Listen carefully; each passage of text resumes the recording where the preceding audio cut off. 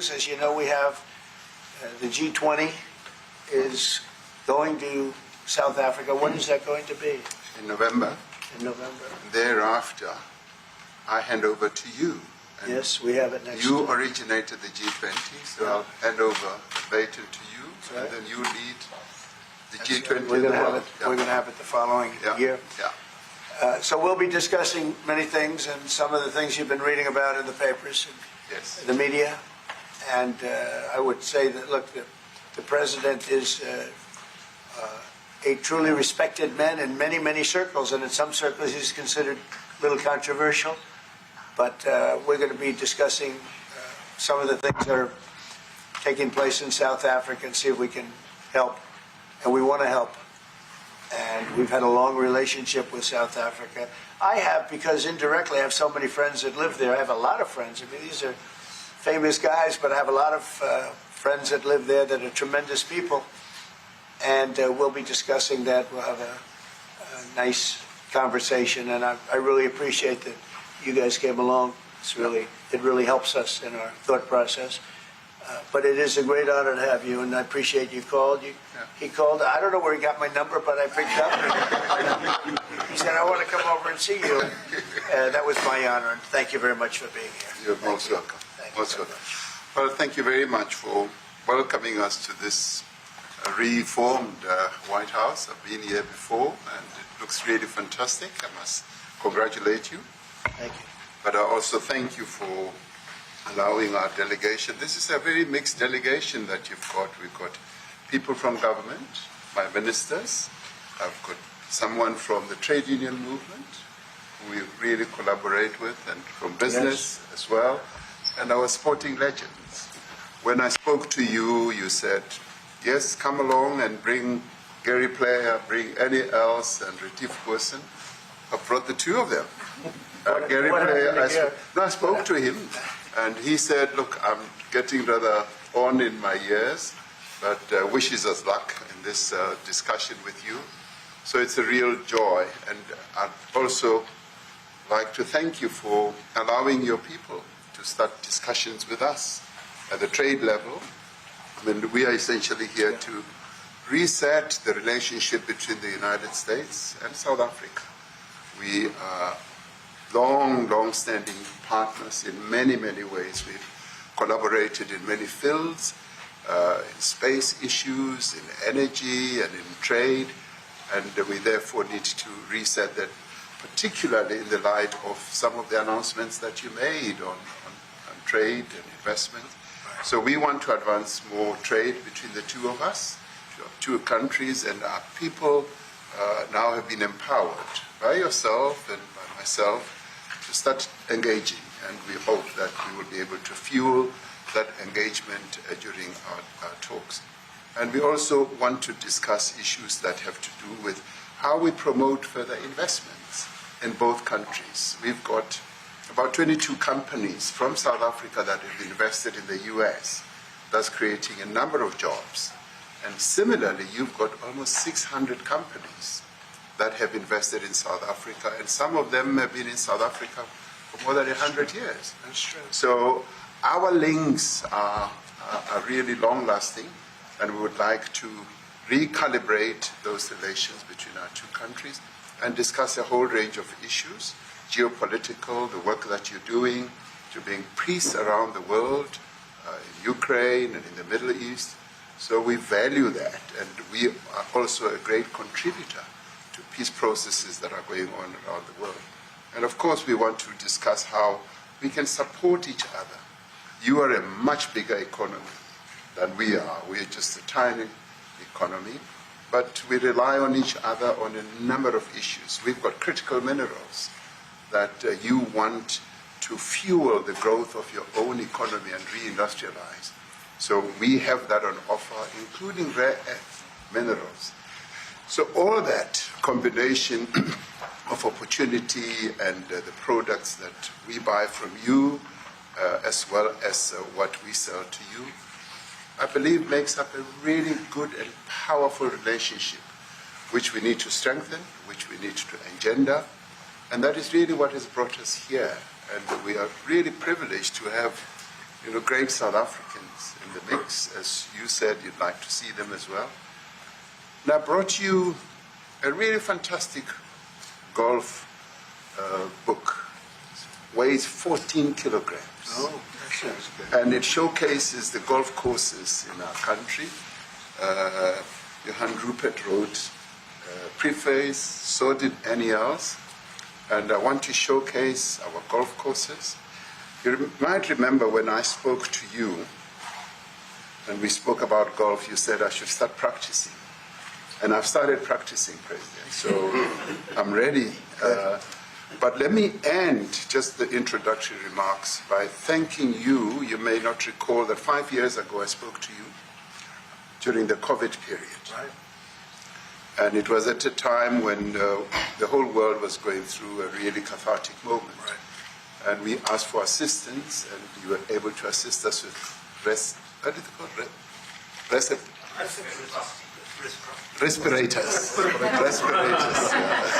Respirators, and you kept to your word, and you delivered respirators to us.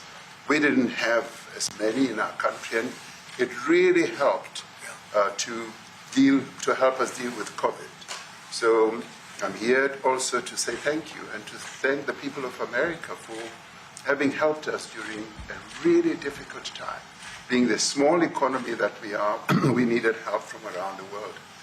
And you were there to provide that. So thank you very much. I remember the call. Yeah. We sent 150 respirators. We became the respirator king. We started making them. Nobody had them. We had very few of them. That's right. But they were very helpful. But we sent 150, and I appreciated the letter. You wrote me a letter. And that's right. Yeah. Thank you. I appreciate that very much. Thank you very much for that. It really touched my heart after I spoke to you and you delivered. It's a great honor. Thank you very much indeed. Yeah. Any questions, please? Mr. President, you welcome white Afrikaner refugees here. Can you explain to Americans why it's appropriate to welcome white Afrikaners here when other refugees like Afghans, Venezuelans, Haitians have all had their protective status revoked? Well, this is a group, NBC, that is truly fake news. They ask a lot of questions in a very pointed way. They're not questions, they're statements. We've had tremendous complaints about Africa, about other countries too, from people. They say there's a lot of bad things going on in Africa, and that's what we're going to be discussing today. When you say we don't take others, all you have to do is take a look at the southern border. We let 21 million people come through our border, totally unchecked, totally unvetted. They came from all over the world. In many cases, they're criminals. They come from prisons. They come from mental institutions. They come from street gangs. They're drug dealers. So don't say that we didn't take them. We're trying to get them out as fast as we can. And we're doing record business on that. And we just won a big case where we're allowed to send back hundreds of criminals to Venezuela. Just won that today in the Supreme Court. I'm happy to hear. But we do have a lot of people are very concerned with regard to South Africa, and that's really the purpose of the meeting, and we'll see how that turns out. But we have many people that feel they're being persecuted, and they're coming to the United States. So we take from many locations if we feel there's persecution or genocide going on. And we had a lot of people. I must tell you, Mr. President, we have had a tremendous number of people, especially since they've seen this.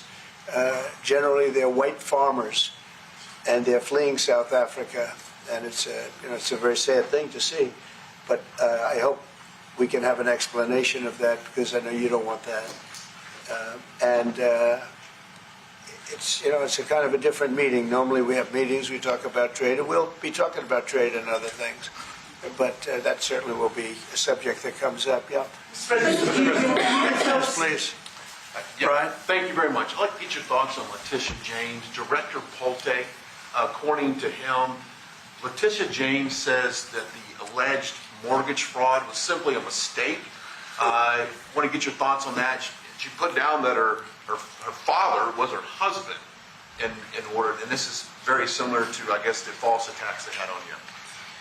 Well, I don't know what it is currently, but Letitia James, who's the Attorney General of New York State, it seemed, I'm not involved in that at all. I know that it's being handled by various groups, I guess, but it's major fraud,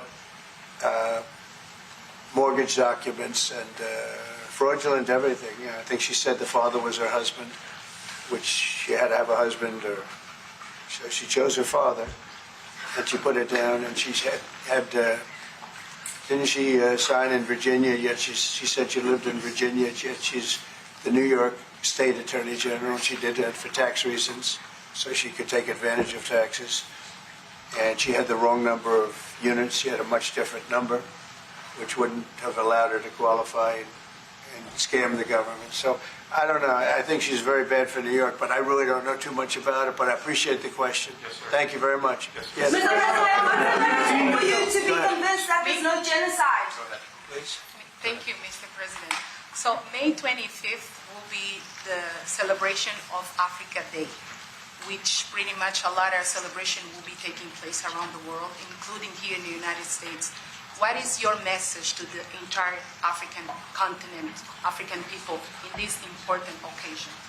Well, I want to see peace, and I want to see happiness. I want to see health, and you have incredible land. There's tremendous value. A lot of countries don't have that value in the land. The value you have. We have a situation. I think you probably heard about it. We've done through some very talented people helped settle a war that's been raging for years. Rwanda and the Congo, and I think we've done it. Believe it or not, I think we've done it. And could you just say a few words about that, my friend? Yes. A couple of weeks ago, the two parties signed a declaration of principle in which they've agreed on the way forward. And they have both submitted draft peace agreements, and we have put together one that incorporates both of their suggestions, and we've given it to them. So we're in the process of finalizing Looking this. good, right? Looking very good. We have to thank you for even those efforts, because the African continent, particularly SADC, our Southern African Development Community, has for years been seeking to foster peace in the Democratic Republic of the Congo. So all efforts, including those from outside the continent and inside the continent, are really worthwhile. We are removing our troops from there so that peace can then prevail in that whole area. And we hope that with the support of the international community, we will really have peace in that area. It's so vital, it's so important for the whole region. Well, we sent our people there, and I think we did a very good job. I said it by my friend, and that was great. That was great. I mean, I'm just hearing phenomenal reports, because all I'm hearing is death, and they're chopping heads off, and it's horrible over there. And it was really brave of you to go there, and I really appreciate it. And it looks like we have something very, very substantial. We also talked about trade with them in terms of rare earth and all, but really more for it's like, if you take a look at what we just did with Pakistan and India, we settled that whole thing, and I think I settled it through trade. We're doing a big deal with India, we're doing a big deal with Pakistan, and I said, what are you guys doing? Somebody had to be the last one to shoot. But the shooting was getting worse and worse, bigger and bigger, deeper and deeper into the countries. And we spoke to them, and I hate to say we got it settled, and then 2 days later, something happens, and they say it's Trump's fault. But Pakistan has got some excellent people and some really good, a great leader. And India is my friend, Modi. And he's a mutual friend. Yeah, he's a great guy. And I called them both, and we just did something good. We're trying to settle Russia-Ukraine. We spoke with President Putin for 2.5 hours the day before yesterday. I think we made a lot of progress, but that's a bloodbath. 5,000 people are being killed a week, 5,000 soldiers a week, not including people in cities and towns that are also being killed. So we're trying to help. And it doesn't affect us. It's not our people. It's not our soldiers. It's Ukraine and it's Russia, but if we can save 5,000 souls, we'll do it. We're pretty good at it. but that's a bad situation. That is a really bad situation. Well, you'd recall when President Zelensky was coming to South Africa, that's when I spoke to you. That's right. We both agreed that we need to push the peace message so that there can really be peace. And we've been involved in the Ukraine-Russia conflict for quite a while through my Minister of State Security here. We've been dealing with them, the exchange of children who were taken away, going through names and addresses and all that. So we've been invested in that whole process as well. And the moves that you are making are fully supported by us because we would like to see the end of that war. It's true. I called Zelensky, and they said, he's in South Africa. I said, what the hell is he doing in South Africa? He was talking to us. We got this week. That's a strange one. I said, what are you doing in South Africa? Yes. That's a strange one. He's trying to make peace. But we doing take something. him. You know, we were lucky because we had the great Nelson Mandela who taught us how to create peace, to make peace. So we were imparting some of those lessons to him, some of those learnings. And I specifically mentioned to him that this is how Nelson Mandela taught us that when you want to have a peace in a country, do it on an unconditional basis and sit down and talk. And that's precisely what I'm sure he's going to heed. Well, we're going to see what happens with that one. It's there's a lot of hatred. There's a lot of death. It's a bloodbath. It is. I get the, unfortunately. I get the satellite pictures of that field, of that killing field. Mm-hmm. You never saw anything like it in your life. It's horrible. It's a horrible thing that goes on, but I think we've made big progress. Yeah, please, go ahead. Thank you, Mr. President. Gaza No, not you. Right here. He's from South Africa. Go ahead, please. What are you expecting on the ICJ case? Are you expecting South Africa to drop that? Is that what you're trying to raise? On which case? The ICJ case against Israel, Criminal justice. International Criminal Court. I don't expect anything, to be honest. I really don't. I don't know. It's, they've got a case. There's a lot of anger there, tremendous anger. I don't expect anything. We'll see what happens. We'll have a ruling, and who knows what the ruling is going to mean.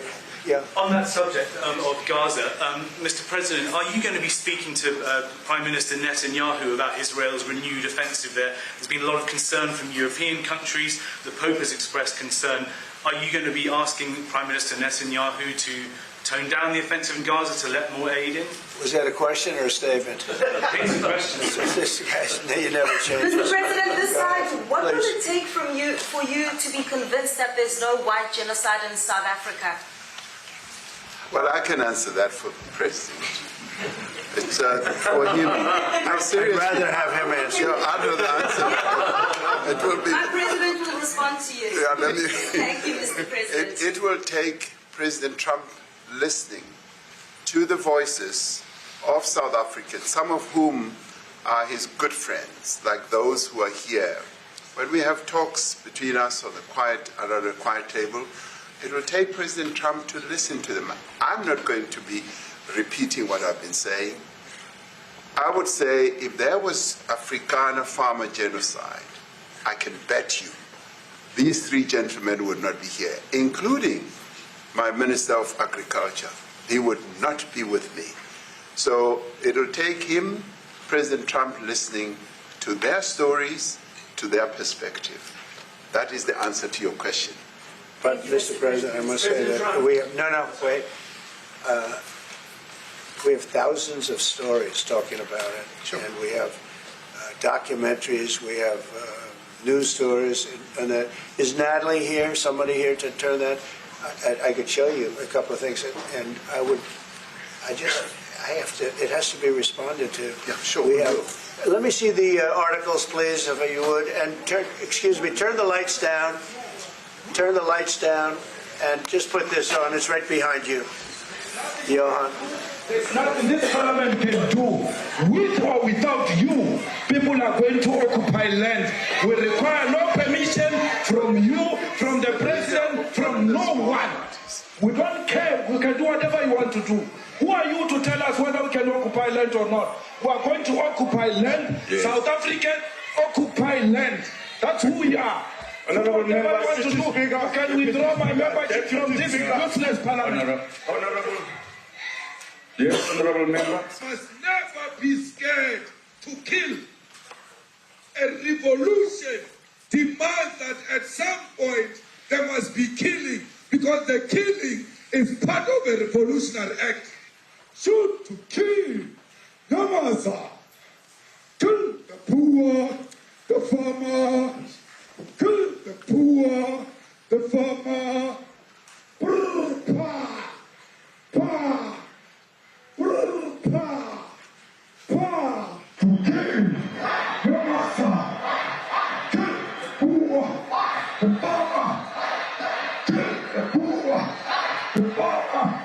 The mayor of DA in PE is a white man. So these people, when you want to hit them hard, go after a white man. They feel a terrible pain because you have touched a white man. Not because Mashaba and Soli will not be touched. They will be touched, don't worry. But we are starting with this whiteness. We are cutting the throat of whiteness. It's like Shoot to kill. Namaza. Kill the poor, the farmer.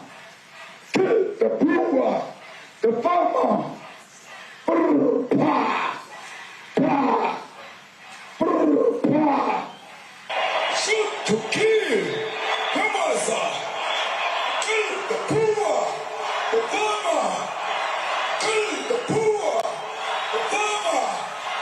Brr, pa, pa, brr, pa, pa. I don't know what's going to happen in the future. I'm saying you was not called for the killing of white people, at least for now. I can't guarantee the future. Yeah, but I mean, you'd understand somebody watching that, especially as it gets shared on Twitter. They freak out. It sounds like a genocidal. But it is.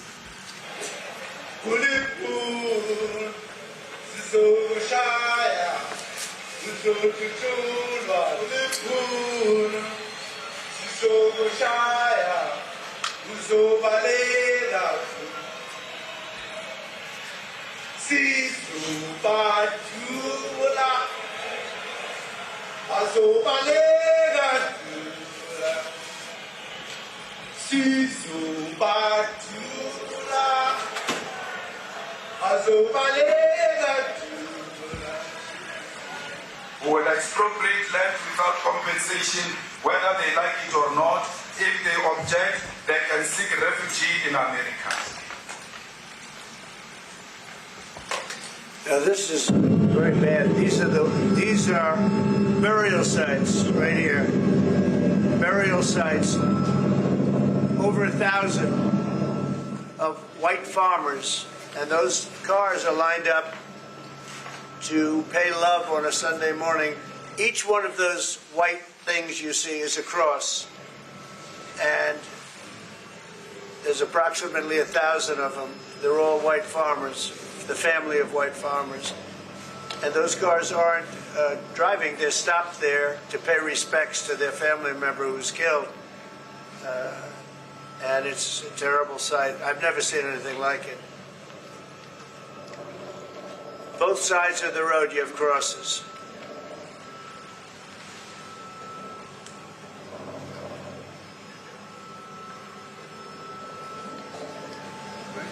Those people were all killed. Have they told you where that is, Mr. President? No, I'd like to know where that is, because this I've never seen. I don't. Okay. I mean, it's in South Africa. That's good. We need to find out.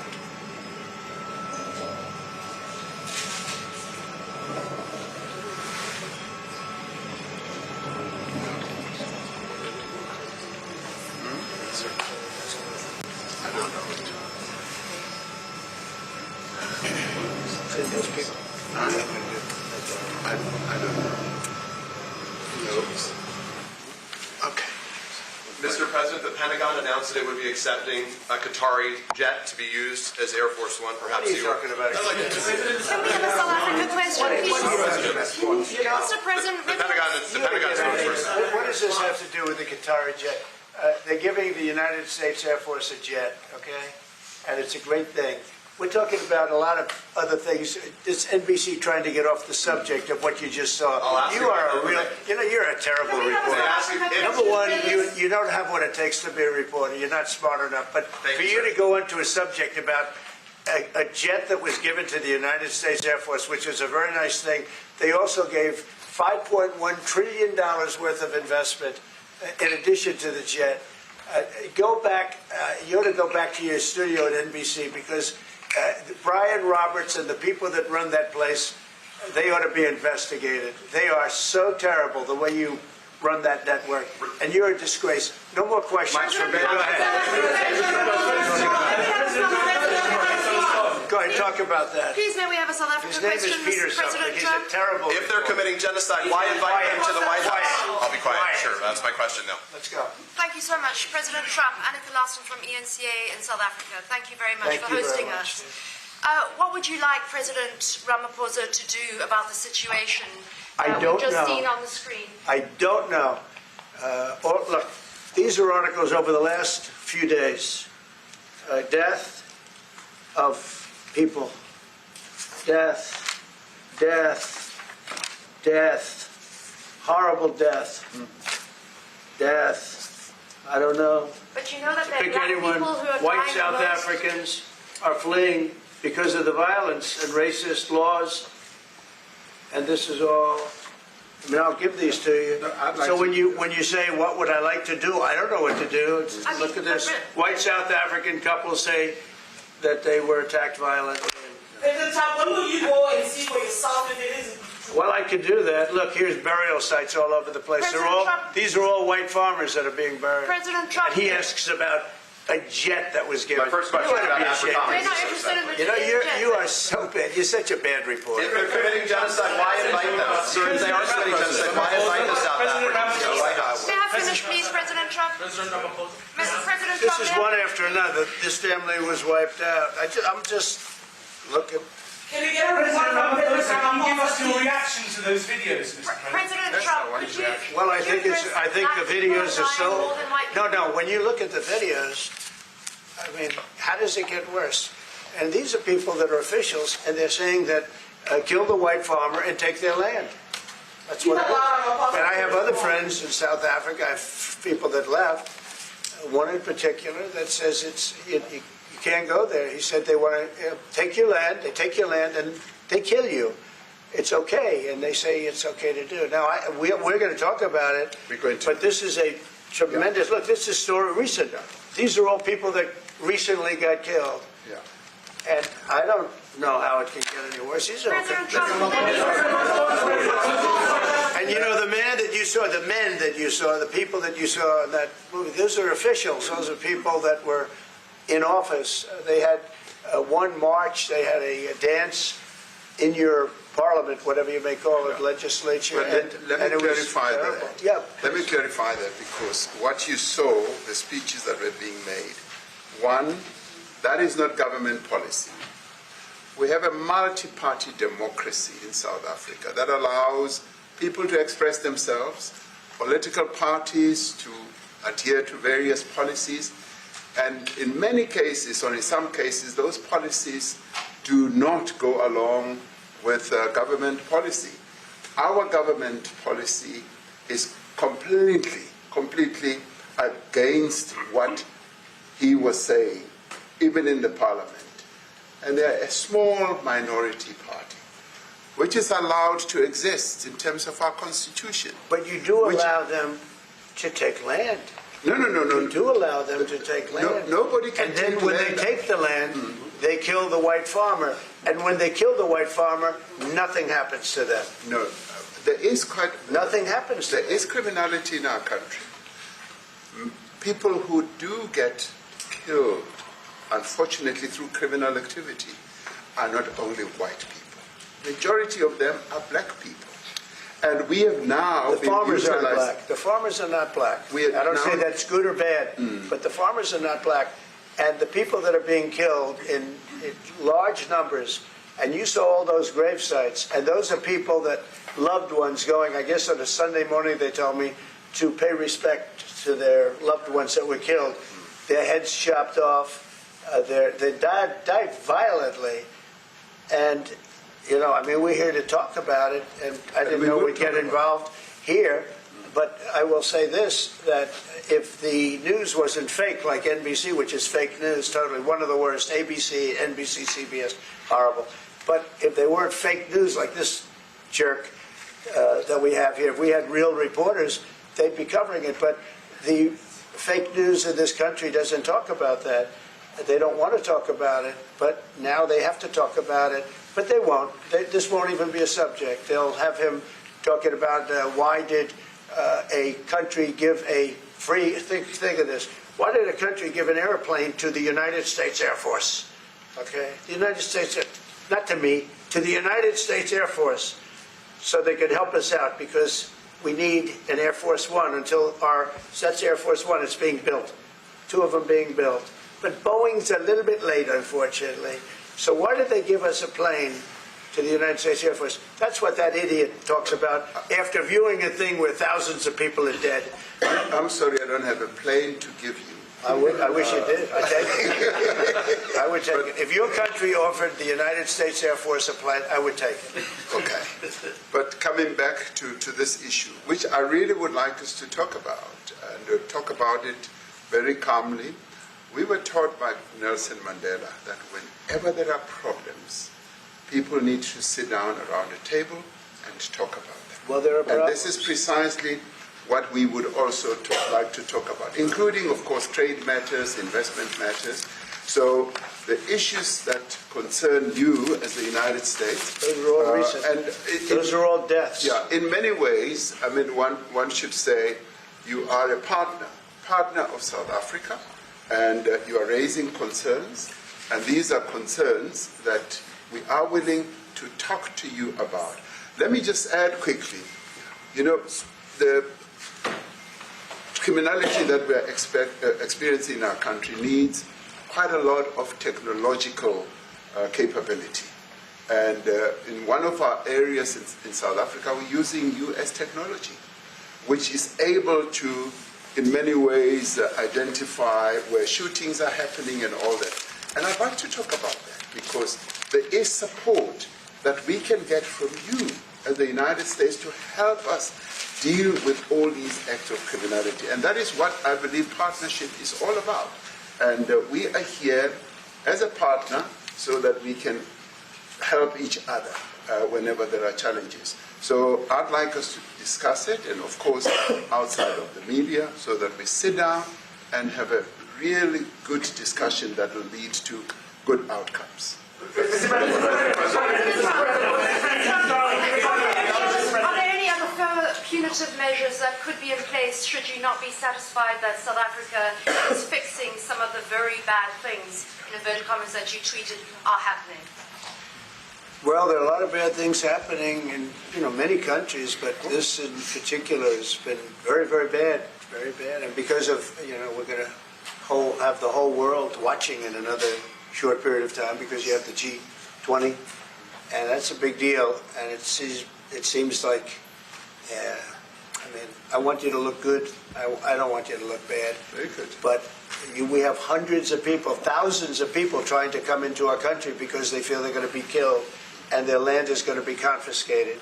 And you do have laws that were passed that gives you the right to confiscate land for no payment.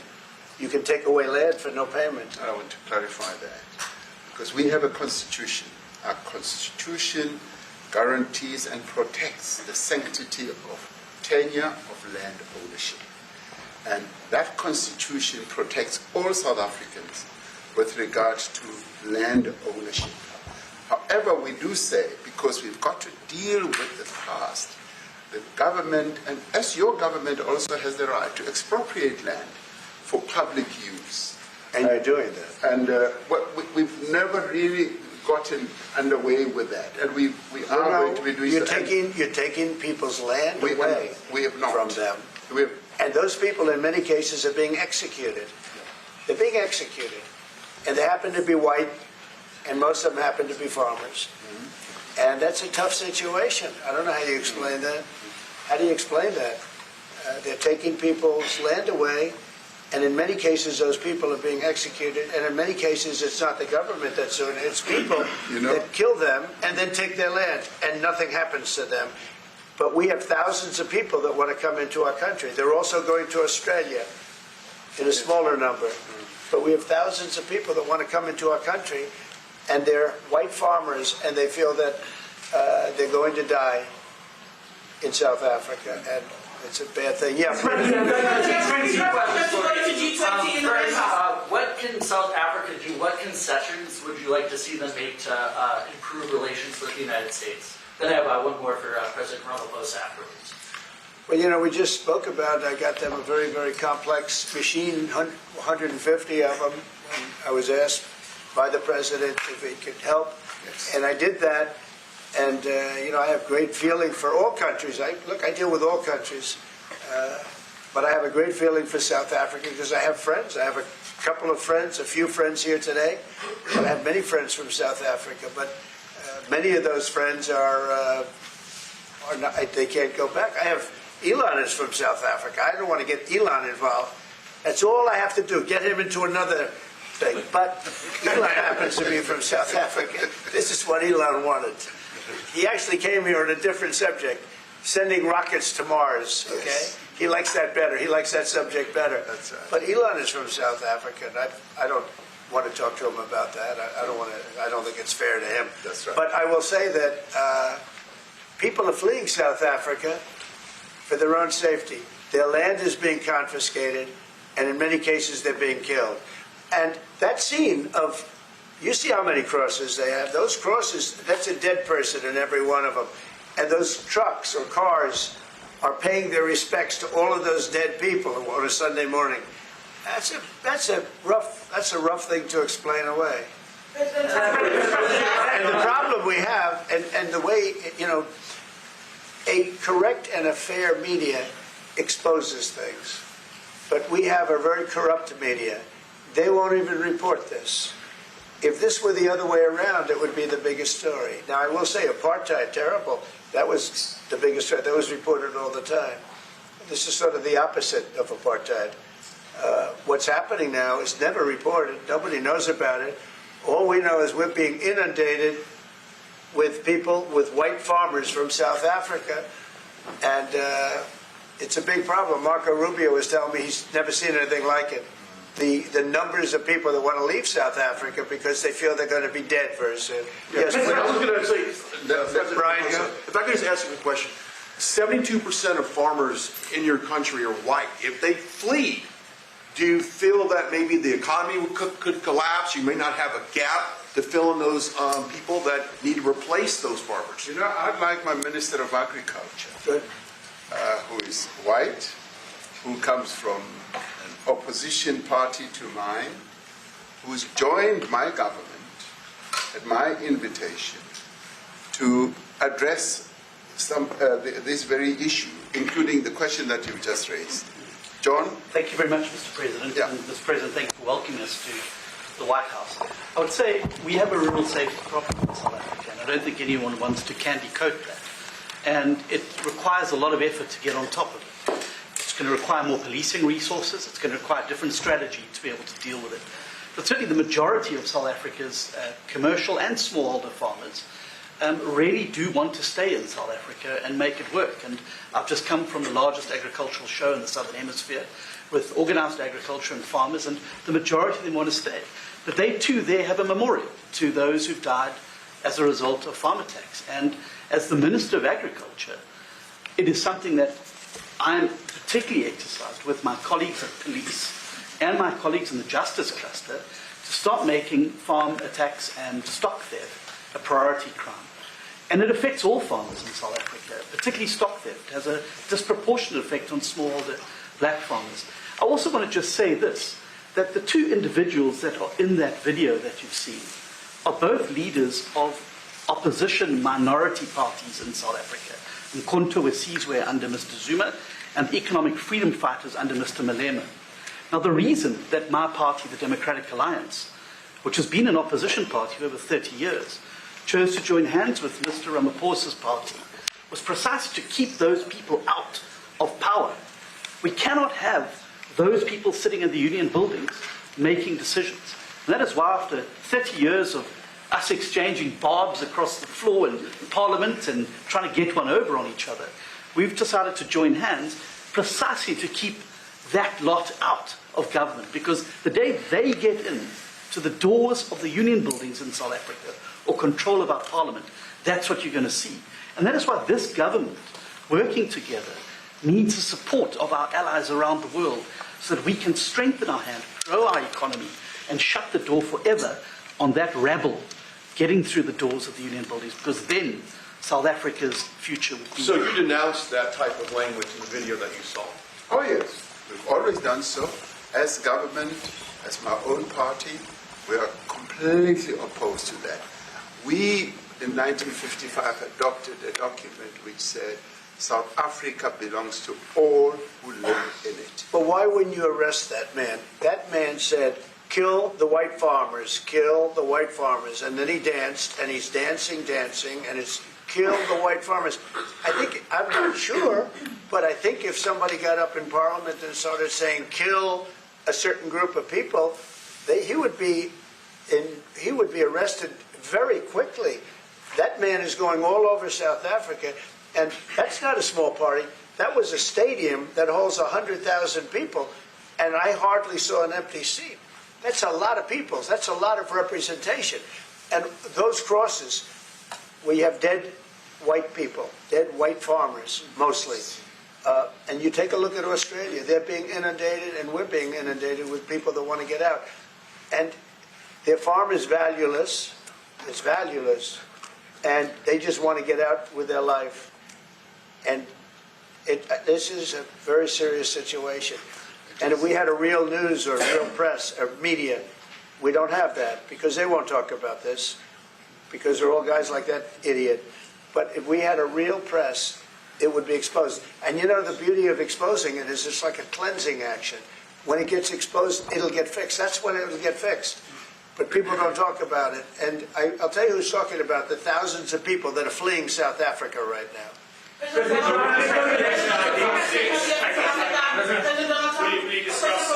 discussed USAID and the devastating impact the cuts are having across the African continent. Yeah, well, it's devastating, and hopefully a lot of people are going to start spending a lot of money. And I've talked to other nations. We want them to chip in and spend money too. And we've spent a lot, and it's a tremendous problem going on in many countries. A lot of problems going on. The United States always gets the request for money. Nobody else helps, as you know. Europe doesn't help. Europe hasn't given anything. All they do is sue our companies. You know, they sue Apple, and they sue all of our companies. Apple had to pay $17 billion on a nonsense lawsuit. Very unfair. But we're going to always be there to help.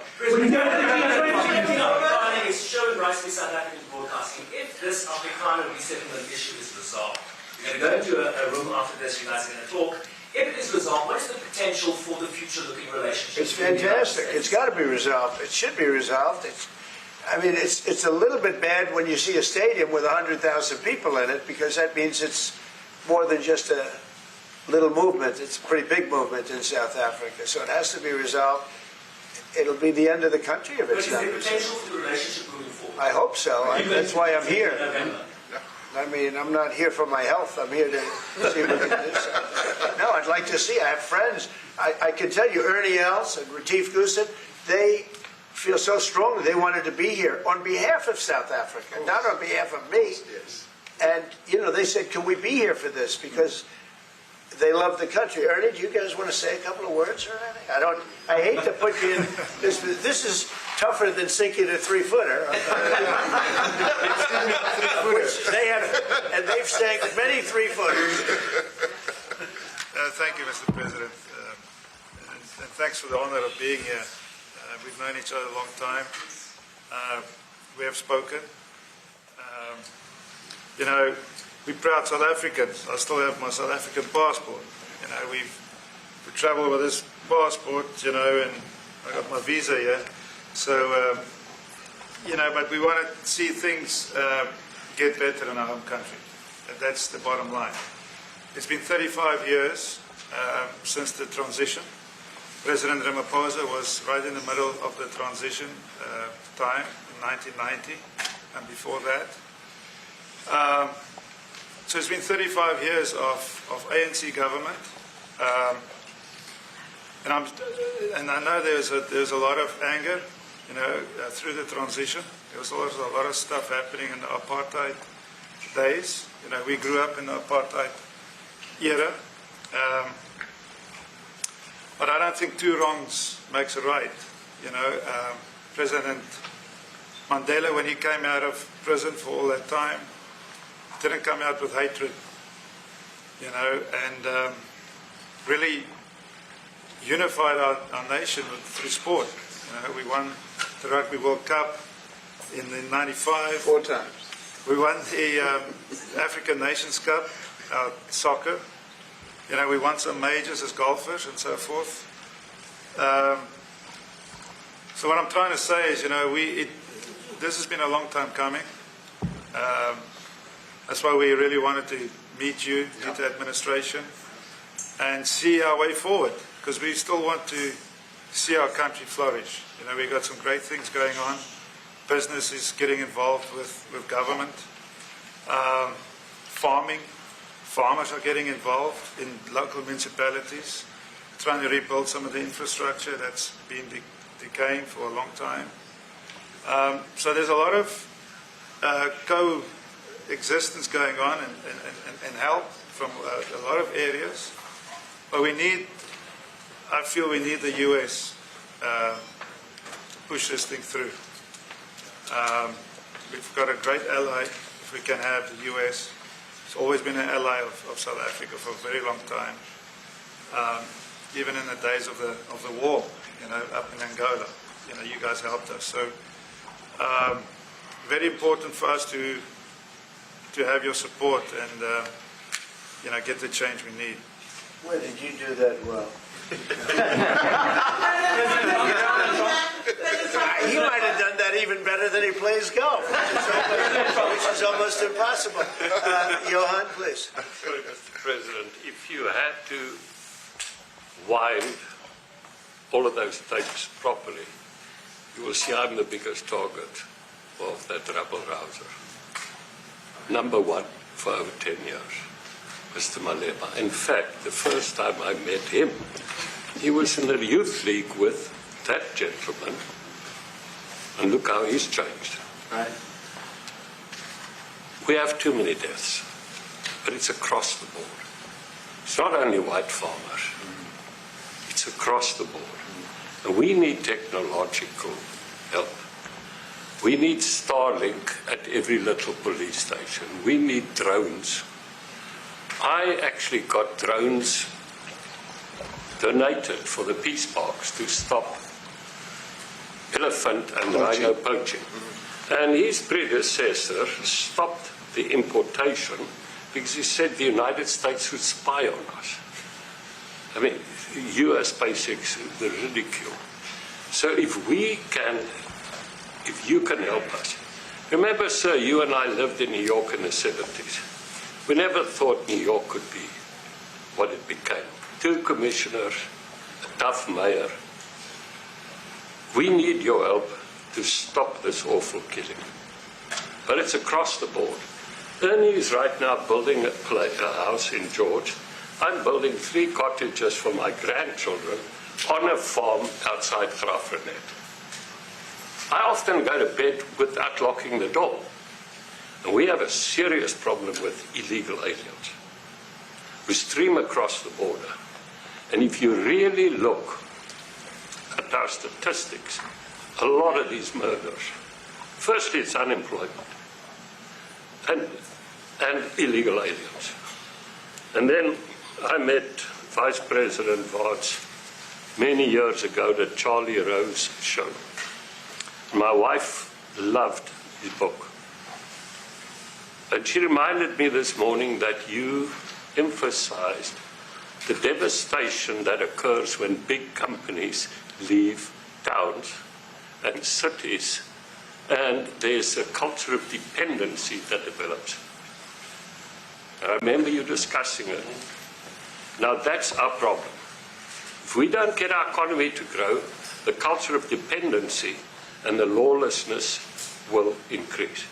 I've again been against apartheid all my life, and I'm their number one target. Please just Google my name and Malema. You'll see it, sir. Yeah. He marched on the farm. But the crime is bad. The crime is terrible, sir, but Mr. Steenhuisen won't admit to it, but he runs the Western Cape, where I live. And the biggest murder rate is in the Cape Flats.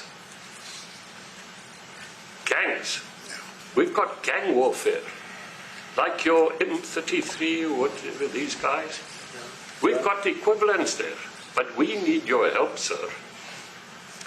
And we need Elon technology.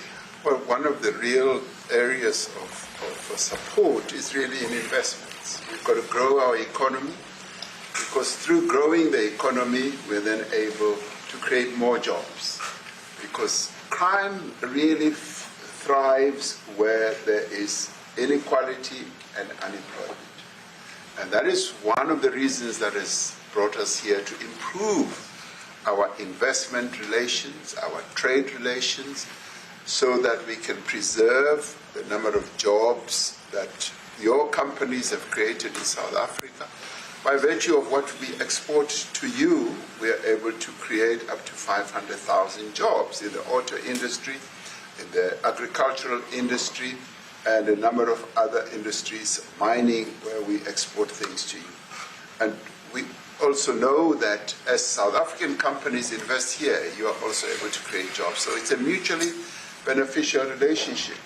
So our main real reason for being here is to foster trade and investment, so that we are able to grow our economy with your support, and so that we are also able to address all these societal problems, because criminality thrives when people are unemployed, when they have no other hope to eke out a living. So that is what we need to resolve. And your support, your partnership with us, is what is really going to give us a strong capability to move forward. Mr. President, Excuse me, do you have anything to say? I mean, I don't want to leave you out. You know, the guy won 3 or 4 majors. 3 or 4? No, only 2. 2. That's a lot. By the way, 2's a lot. A lot of tournaments you won too. You have anything to say? Yeah, thank you, Mr. President. President Ramaphosa. I grew up in an area in South Africa that is a farmland area, Polokwane. Yeah. And there is some issues up there. Obviously, my dad was a property developer as well as a part-time farmer. And yeah, some of these buddy farmers got killed. The farm is still going. My brothers run it. But it's a constant battle with farms they're trying to burn the farms down to chase you away. So it is a concern to try and make a living as a farmer. And at the end of the day, you know, without farmers, there's no food on the plate. So we need the farmers and your to brother produce loves the food. farming, right? He wouldn't do it. He wouldn't even want to do what you're doing, right? They love farming. They don't want to leave. But it's a struggle. Yeah, and you know, food and fresh water is the most important thing in life. You know, without those 2 things, we can't survive. How is the water there? The water is great. Obviously, all the water comes out of the borehole, out of ground for us down there. But yeah, it is a battle to get the water out sometimes when all the equipment gets stolen all the time that you're trying to get the So water does out. your family and your brother, do they feel safe on the farm? They live behind electric fences, you know, try and be at night safe. But it is constant whenever you leave that something could happen. And there's nowhere to live. you know, both of them has been attacked in their houses. My mom's been attacked in her house when she was 80. So it is difficult. But you know, the guys live a great life despite everything going on. Something. President Trump, I brought along the president of the largest trade union in our country, Ziggy Solosi, because she leads many workers, more than 1 million, 2 million workers, And maybe we should give her a chance to say something, because she's come all the way to join us. Thank you very much, Mr. President Trump, for having us, and President for extending the invitation to us as organized labor. And I must say that we are here to support the initiative that has been made by our government with business, of course, as organized labor. We've been coming to Washington on the AGOA trade relations in the previous regime. And I think at the center of it all, for me, it is exactly what Mr. Rupert has said, the importance of us growing the economy. We have always emphasized when we were here and kept on coming and negotiating on AGOA that the 600 US companies that are based in South Africa, as you said, President Ramaphosa, 500,000 jobs will be wiped out. We need more foreign direct investment in our country. We are not just talking about those that will lose employment, but we are talking about over 40% of people that are unemployed, that have no hope of ever finding a job. And we think that, correctly, as they have said, that we need to deal with the issue of porous borders in our country, so that everyone that comes in is documented. We also need to, and I would have thought that the minister would address the issue of land expropriation and how the policy works in South Africa. Recently, President, as you were preparing to come here on the news, in, I think it was in Natal, there was a handover of farms, and white farmers were saying, we are donating the land, but also there's a willing buyer, willing seller in South Africa. So there is no expropriation without compensation. But it is a willing buyer, willing seller. And that white farmer was even saying, President, that the government is even paying more in buying the land than what the land is worth of. And I think those are the realities, President, that we must say that we need to address, of course, but also the importance of agriculture linked to AGOA. People rely on it, and I think, as Retief have said, for survival and living. But lastly, for me, President, is also the issue of the crime statistics. There is no doubt about it that we are a violent nation, for a number of reasons, and we're not condoning anything. But also, if you go into the rural areas where black majority are, you would see women, elderly, being raped, being killed, being murdered. And these are black elderly women that would be found throat slits, raped multiple times, and all of that.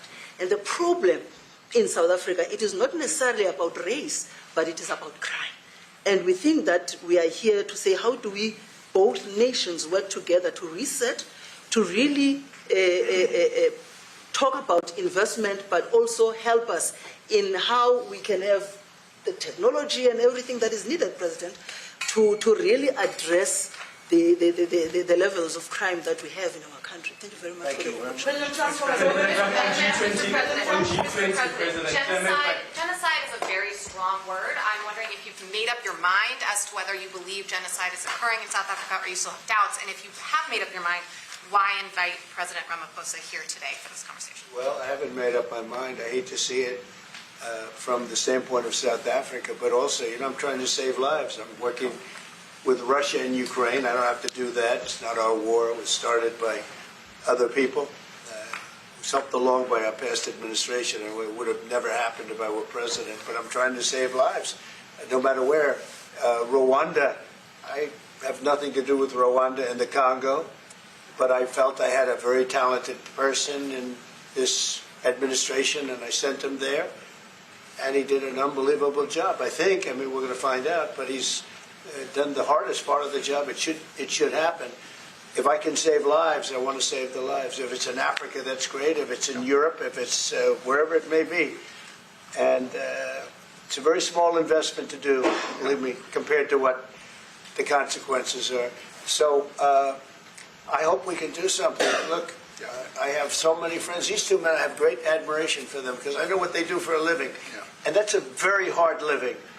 going from city to city, from country to country, and hitting a ball 350 yards like they do, and better than you and I. getting the ball in the hole. It's a very tough, with lots of people watching, right? Yes, That's a very tough living. They're champions. I respect champions, and I respect very much. And I think the country is very lucky. They really wanted to be here. That's true. They could be elsewhere. They could be on a beautiful fairway someplace, and they wanted to be here. So.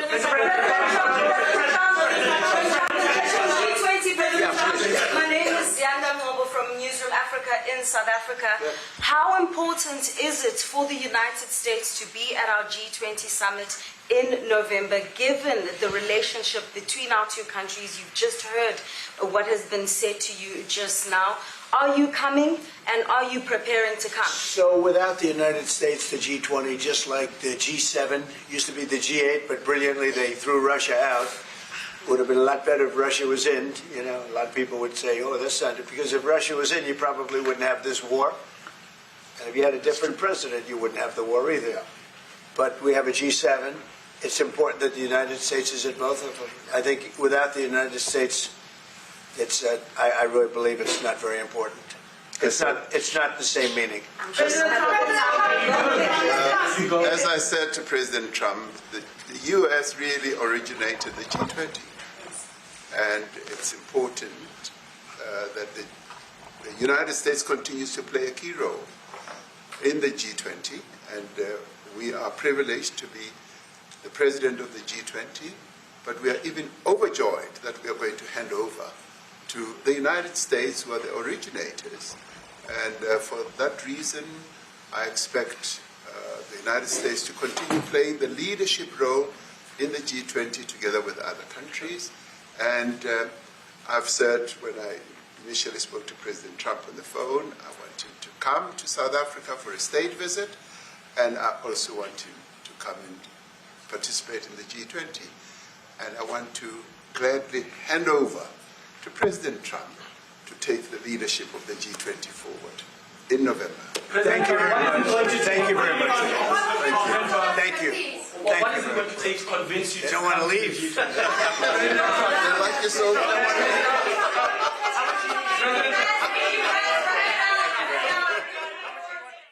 All right, very quickly, we just had a front row seat into a very revealing, very transparent Oval Office bilateral meeting there you saw with President Trump and the President of South Africa. Main topics, just very quickly. The main topic that really emerged out of this is what's happening with a lot of the farmers in South Africa. A lot of farmers having their land taken away, a lot of farmers being killed. The president addressed that head on, even showed a video of stadiums filled with people chanting to kill farmers there. But the big topic is the topic of the economy, the South African economy. The president of South Africa saying he wants to talk trade, investment, and he wants the U.S. to help them grow their economy. And so we will see what happens after this. They're going to go into closed-door meetings, Joe, and then we'll have much more for you on what develops. Thank you so much for joining us. Let's take you now straight through the drama with Chris and Lauren. Have a great day. Thanks for joining us.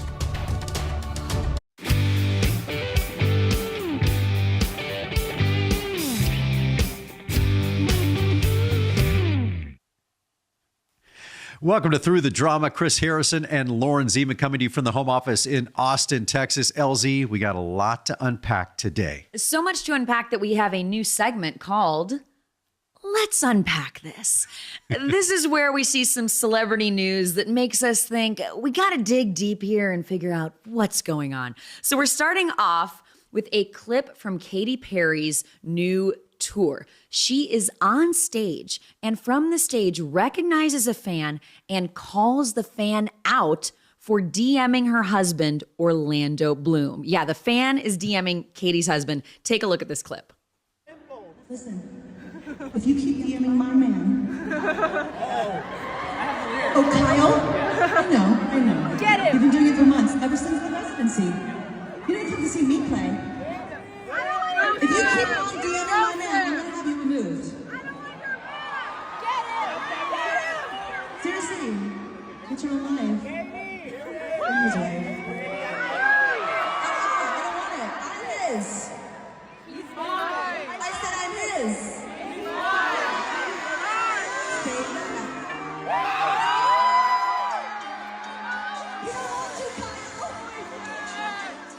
Okay, LZ, a lot to unpack here. The first thing, though, that struck me is, how did Katy Perry know what this person looked like? She must have done a deep dive as this person's been sliding into her husband Orlando Bloom's DMs enough to see this person in a sea of 1,000 people and go, you're DMing my husband. I have to applaud Katy Perry on that. And I want to applaud Orlando Bloom, because what that tells me is they have a no secrets marriage. He's telling her who's in his DMs, what's going on. So obviously he showed her all that. And yeah, you know what? I've interviewed Katy a few times, and she kind of has this fun, like slightly petty side of her where I could see her really doing a deep. And I felt like she did a good job of keeping it kind of fun, but it was interesting to hear people in the crowd going, get him, get him. I was like, whoa. I actually didn't love that part. I think it speaks to our culture of attacking, you know, and I wanted to ask you, do you think Katy was being playful, serious? I think very playfully serious.